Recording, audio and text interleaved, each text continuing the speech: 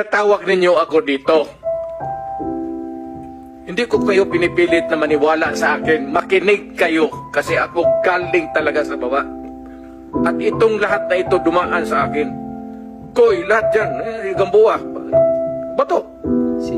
Bato. Makinig kayo kasi makinabang ang bayan natin.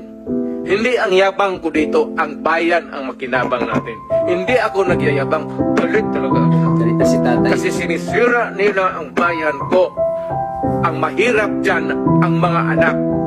Mga Yun ang bata. sinasabi ko, lalo na yung mga nanay na nagtrabaho doon sa Middle East, na nirape, na inaabuso ng putang nila. Tapos Sakripisyo. madala ng pera dito para sa pag-aral ng mga bata.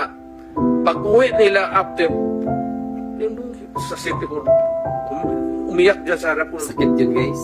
Nagligid-ligid, nagligid-ligid sa Kaya Tagalog. galit si tatay dyan. Sa mga ganito. Gulong-gulong dyan sa harap sa...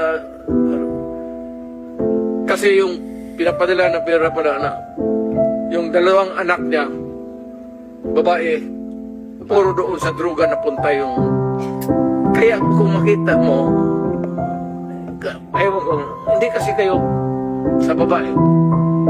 Kung ikaw ang mayor, makikita mong ganun ang sakripisyo ng tao, dugo, pati Pawis.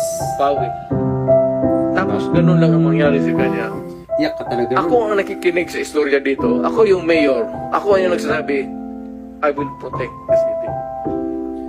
Siyempre, Ano mayor siya. putang, pagkahipokrito ko naman. Huwag na lang ako mag-mayor kung wala akong gawin. Kaya ang daw sinabi ko, stop ko, patayin kita. Maraming lumalapit sa Diretsahan kanya. lang ako. Total akin lang naman to. Ano, maybe because, yun ba talaga ang totoo? Ang ganang huminto kayo, papatayin ko kayo. Putang ina ninyo. Galit na si tatay. Yan ang totoo. Bitawan na natin. Total, Galit si tatay sa mga Kongreso, turista. wherever. We know the sanctity of the institution. But there is always a time to let go of your... At alam yan, puro alam ng pulis yan. Yan lahat na nakaupo dyan, yan, dumaan ng Davao yan, alam nila ang sentimento